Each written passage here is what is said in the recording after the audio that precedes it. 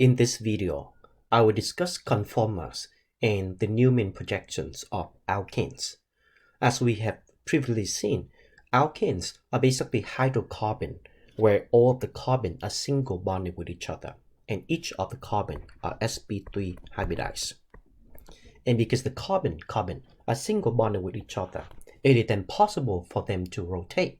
And when they rotate, they can then create different types of 3D shape of the molecule. And each of the 3D shapes of the molecule is then called a conformation. For an example, in the case of a carbon-carbon bond, and in this case it's ethane, then we can see that again these two carbon are single bonded with each other, so it's possible for them to rotate. And at this rotating around and around, there will be two unique 3D structure of the molecule that it can adopt. One is where all of this hydrogen right here are overlapping on top of each other, versus other where they will get slanted a little bit. So in this case right here, we can then see that as this group rotate, this now end up right here, and if we keep rotating this again, it will then go back to the other one.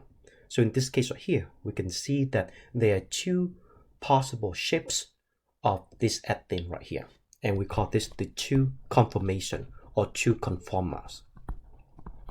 So again, conformer refer to the same molecule, so they're basically same molecule, but they have different 3D structure due to the rotation of the carbon-carbon single bond. So as you can imagine, as the hydrocarbon get longer, the molecule will then have a lot of different types of conformation to them. And some conformation are higher in energy than the other, and the reason is because all of the electrons in this bond can interact and repel each other. So they basically would like to spay out as far as they can from each other to reduce their energy. And this is why that they dependent on the location of the groups and the electron, they have different energy to them. So some are high in energy while other are low in energy. And so in reality, the molecule would exist primarily in the lowest stable conformation that it has. So in this case right here, we can see that when in this conformation, this two bond group come too close to each other, and this two group right here would also be too close with each other as well. So versus in this one, they can be a bit further apart from each other. So this would then be the more stable conformation right here for ethane. And we'll do analysis of this conformation later in a little bit. And now, whenever we discuss about conformation, the position of the groups become matter, and therefore we need to learn a new way of drawing them, so that way we can see the position of the different groups in the hydrocarbon chain. And there are different ways to do that. First is by using wedge and dash bond. And this is something that we have learned from general chemistry already. So the bond can be dash, wedge, or on the plane. And then this tells us the location of the groups in that bond. So a dash line means that the bonds or the group connected in this bond is pointing into the plane of the paper or pointing away, versus a wedge bond means that it pointed out of the plane of the paper or pointing toward us. And when a bond is being drawn as a straight line, it means it is right on the plane of the paper. For an example, when we have ethane, so again, this is the Lewis structure. It does not show the 3D shape of the molecule. But now, when we consider the 3D shape of the molecule, with this have 4 CH bonds. 2 of the CH bond will be on the plane, and one of it would then be dash, and the other one would then be wedge.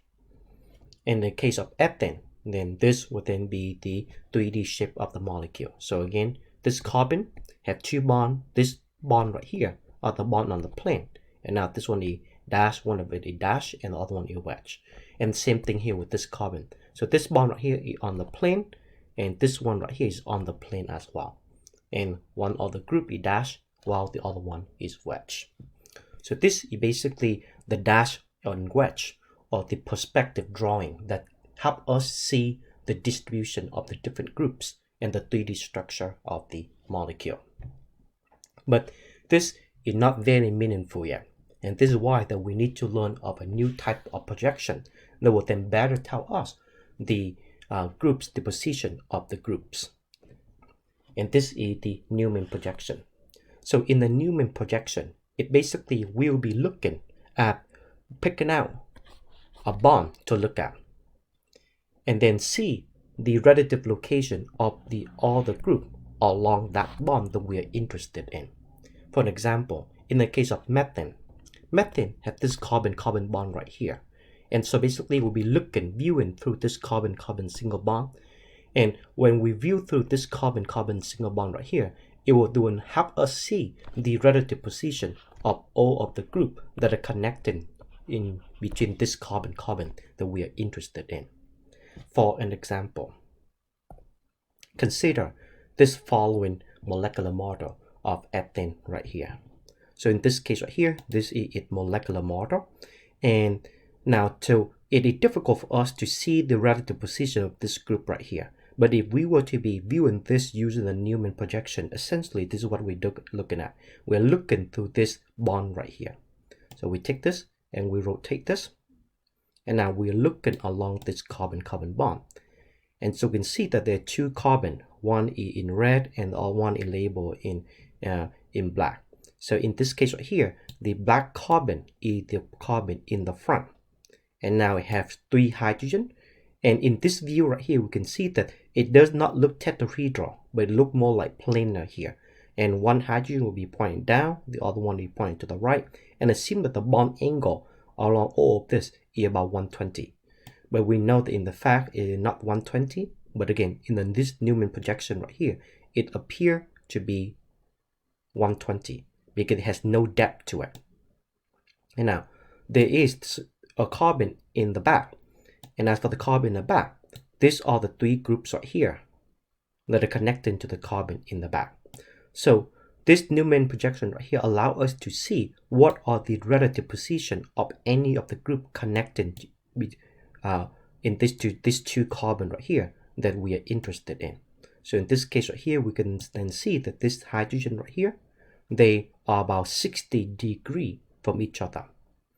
And this hydrogen right here, so the hydrogen here, and this one, so this is the hydrogen connecting to the front carbon, and this is the hydrogen connecting to the back carbon. So in this case, they are 180 degrees from each other. So again, this is the Newman projection, and the Newman projection is when we look through a carbon-carbon bond or any bond that we are interested in, so we can see the distribution or the relative position of the groups connecting to the 2 carbon that we are interested in.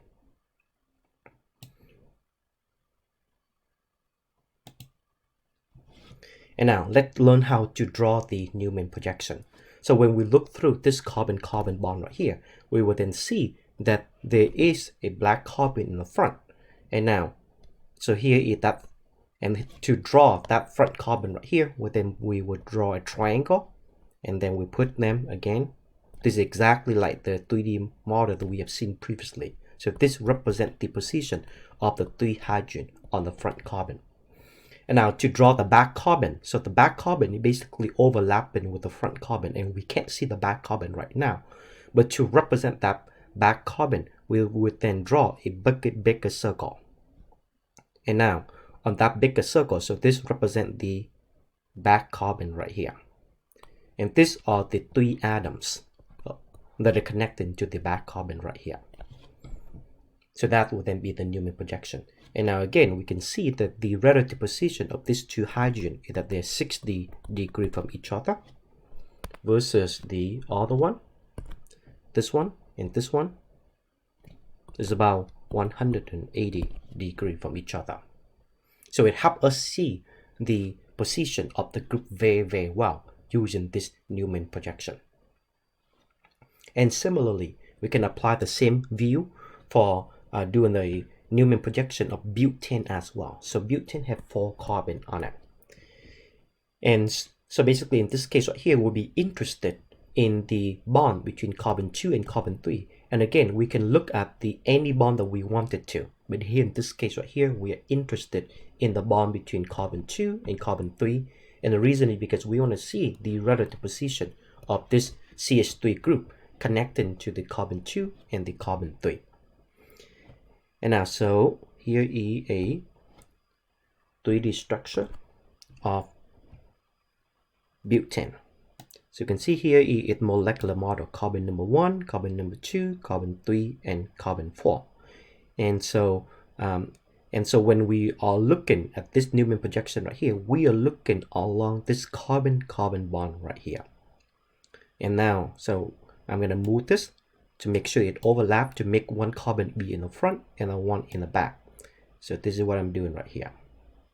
And now we will then see that, so here this will be the carbon in the front and have one group connecting to this methyl or this CH3 group pointed up, one hydrogen point to the left, down on the left, and the other one to the right on the left. So that's what we see on the front carbon. As for the back carbon, we will then see there will then be one CH3 group that is pointing down, and this hydrogen right here, this is the hydrogen that is connecting to the back carbon. So that will be the other position of the group. So this is one conformation right here. Now, the bond between carbon 2 and carbon 3 can rotate. So when that rotates, this group right here can go around. This entire group right here, imagine we keep one of this fixed and other group can be rotated. And that when this CH3 and this CH3 can come very close with each other. But then that when we can give rise or produce different types of conformation right here. And that's what we will then see in the different conformation of butane. So here, in this case right here, the carbon 1 and the carbon 4 are basically lining on the same plane with each other. And so they come very close with each other. And if we were to now take this and rotate, and we can then rotate. So right now, this bond right here is on the plane. When we rotate this, we can rotate this to the pull out on the plane, and it will then produce this conformation. Now, so again, we should keep one carbon being the same, and then this rotate the other. So in this case, we are taking this and move it out. So this is why that now this methyl group or CH3 group is now pointed out in the plane. And in this case, we can then see that the position of this C3CH2 group is that they no longer on the same plane anymore. One of them is on the plane of the paper, and the other one is point out of the plane.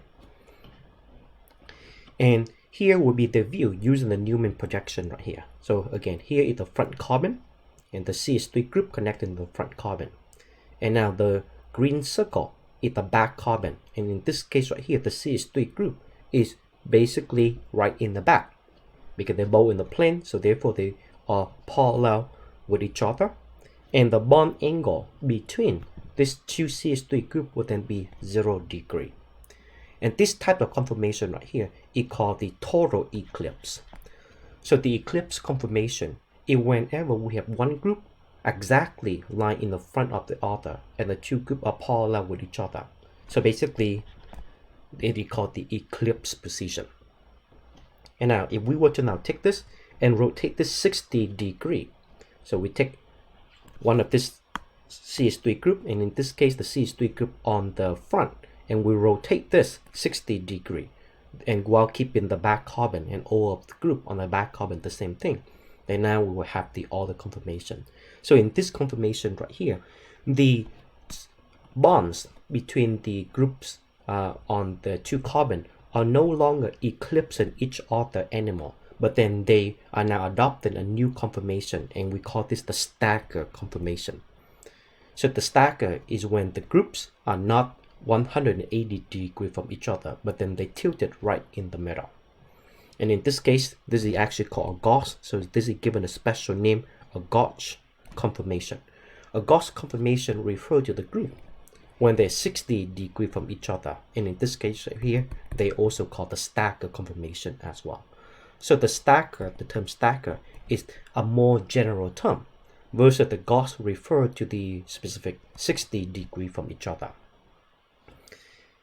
And again, we can then see that it is difficult to see the bond angle between this group right here using the perspective drawing. But then with the Newman projection that we see down here, then it's quite easy for us to see that bond angle.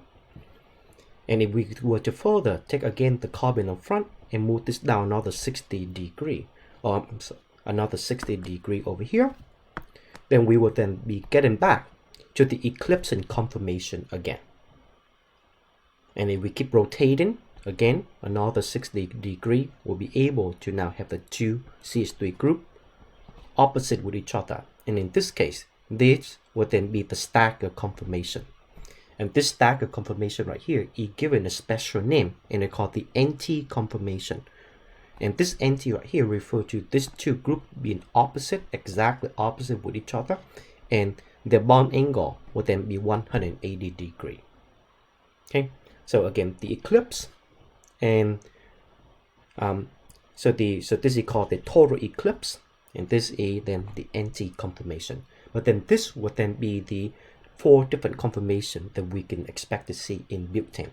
Because if we were to now rotate this another 60 degree again, then we'll get back to this conformation. And if we keep doing that again, then we get back to this conformation again. So therefore, these are the 4 different conformations of butane. And these 4 conformations right here have different energy to them, because the electron in all of this group can repel each other. And as one can imagine, when the two CH3 groups are very close with each other, when the bond angle are 0 degree and they eclipse in each other in this way, then we would then see they would be quite high in energy. And exactly what that would be. So here will be a plot of energies in energy of the different conformation. So the total eclipse have very high energy to it. And the minute we rotate this by another 60 degree, then we'll be able to get to this gauge conformation right here. And again, this gauge right here means that it is special term, but then the group are stagger. So they stagger, but then to refer that the two group are 60 degree from each other, we call this the gauge conformation. And now this would then be lower in energy. And if we were to rotate another 60 degree again, we'll get back to the eclipse and conformation. But now, it is not the two methyl group or the two CH3 group that are eclipsing each other, but now the CH3 group and the hydrogen are eclipsing each other, and make it this hydrogen right here smaller than the methyl group. So therefore, in terms of energy, it will then be lower compared to the total eclipse, where the two CH3 group are exactly overlapping with each other. So therefore, this is high energy, but not as high compared to the other conformation. And when we rotate this again, then now we'll get to this anti-conformation right here. And this is the one that have lowest in energy, because this is when we will then see that the two CH3 group are furthest apart from each other. And if we keep rotating again, we'll get back to the eclipse conformation again, and keep doing so. And so this is a picture right here that describes why there's a lot of the anti or the total eclipse that have very high in energy. So whenever these two CH3 group right here are very close with each other, as is seen in the total eclipse conformation, then now these two groups come very close with each other, and then that would then produce steric strain. So they repel each other, and this repulsion is known as steric strain or steric hindrance.